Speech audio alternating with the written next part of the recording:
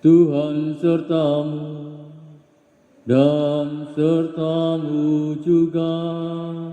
Inilah Injil Yesus Kristus menurut Santo Yohanes. Dimuliakanlah Tuhan.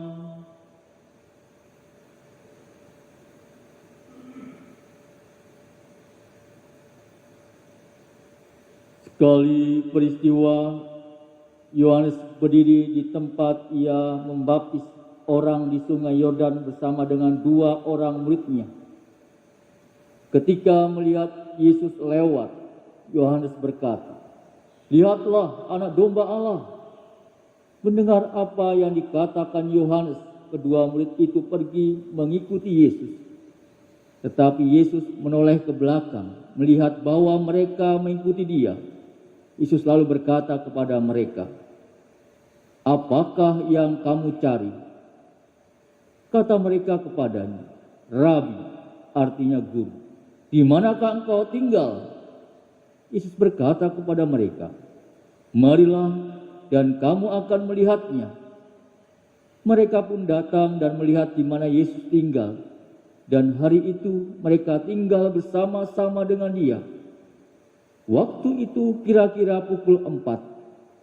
Salah seorang dari kedua murid yang mendengar perkataan Yohanes lalu mengikuti Yesus adalah Andreas, saudara Simon Petrus. Andreas mula-mula bertemu dengan Simon, saudaranya, dan ia berkata kepadanya, "Kami telah menemukan Mesias." Lalu Andreas membawa Simon kepada Yesus.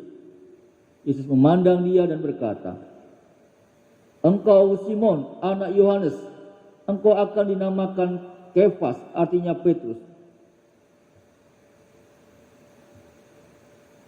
Berbahagialah kita yang mendengarkan sabda Tuhan dan tekun melaksanakannya. Sabdamu adalah jalan, kebenaran dan hidup kami.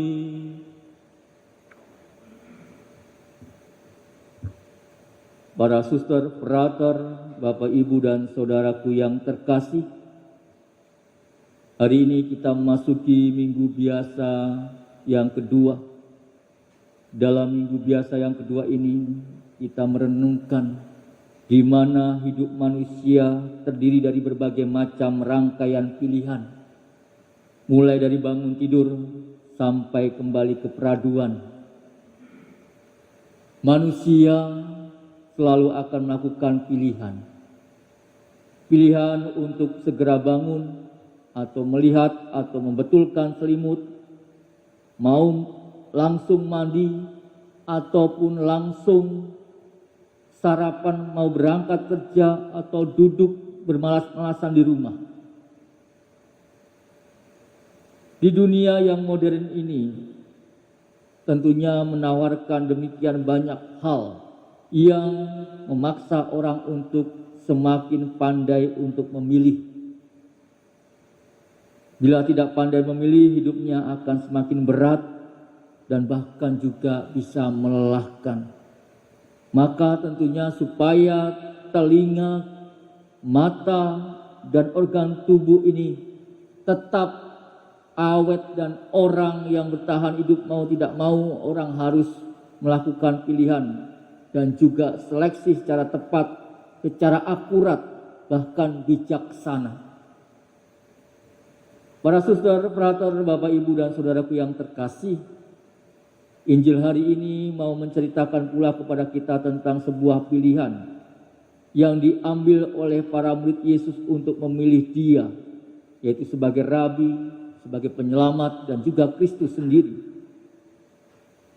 Dua murid Yohanes, Andreas dan saudaranya Simon, untuk mengikuti Yesus. Apakah ini sebuah pilihan yang tepat? Kalau saya merenungkan bahwa memang demikian, karena mereka pada akhirnya nanti berkembang menjadi jemaat-jemaat Kristiani yang begitu militan, yang mewartakan kabar gembira bahwa Yesus adalah benar-benar Allah. Jangan mengira bahwa memilih itu mudah. Kalau orang selalu saja menuruti keinginan tanpa mengekang diri, maka tentunya dia tidak mampu memilih. Ketika menerima sakramen pembaptisan kita pun, kita sebagai orang Katolik, kita pun menjadi murid Yesus Kristus. Bahkan bukan hanya itu, dengan menerima sakramen baptis, dosa asal kita dihapus dan kita diangkat menjadi anak Allah. Apa artinya menjadi anak Allah? Ini menjadikan suatu pertanyaan. Tentu artinya kita tidak lagi menjadi anak yang dilahirkan dari daging semata. Akan tetapi sekarang kita sudah menjadi manusia baru yang dilahirkan dalam pembaptisan, dalam air baptis dan Roh Kudus itu sendiri. Dengan demikian kita semua sebenarnya sudah diselamatkan dari kematian kekal akibat dosa. Akan tetapi keselamatan ini belum nyata. Masih perlu ada usaha aktif dalam diri kita, dalam pihak kita sendiri tentang roh itu sendiri, yang kita dituntut untuk hidup sesuai dengan rahmat keselamatan. Oleh karena itu tentunya pilihan kita menjadi orang Katolik sama halnya dengan para murid mengikuti Yesus tentu adalah pilihan yang tentunya tepat bagi hidup iman kita, di mana kita menjadi anak-anak Allah dalam hidup kita.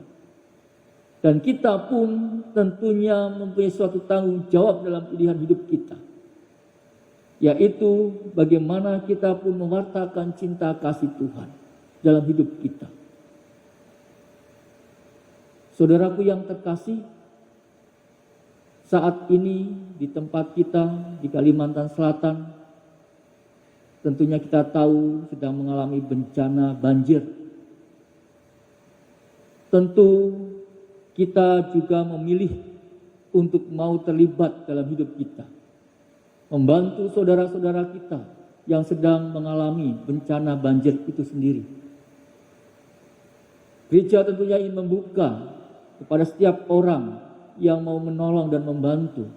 Kita ingin juga berpartisipasi dalam keselamatan hidup manusia, khususnya membantu saudara-saudara kita yang sedang mengalami bencana banjir itu sendiri. Oleh karena itu, pilihan yang baik bagi kita adalah kita menjadi pengikut Yesus yang mau bergerak, membantu dan juga menyelamatkan setiap umat manusia. Oleh karena itu, kita berdoa bagi saudara-saudara kita pula yang sedang mengalami musibah bencana banjir ini. Dan kita mau digerakkan oleh kasih Allah itu dalam pilihan kita untuk saling membantu satu dengan yang lain. Kemuliaan kepada Bapa dan Putra dan Roh Kudus, seperti pada permulaan, sekarang, selalu, dan sepanjang segala abad. Amin.